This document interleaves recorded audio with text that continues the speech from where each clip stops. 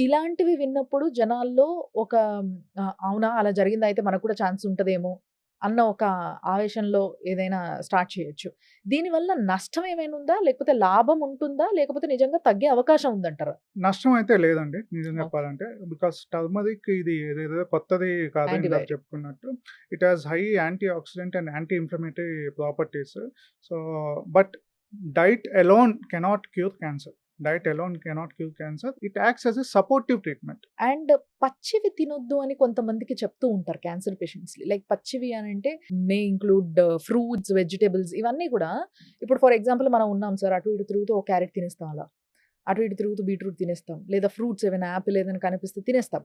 But when it comes to cancer patient వీళ్ళ విషయంలో ఏమవుతది అనంటే పచ్చివి యాస్ ఇట్ ఈస్‌గా తినడానికి లేదు. Either cooked or else the layer should be peeled of exactly. మంచిగా కడిగి అని. ఎగ్జాక్ట్.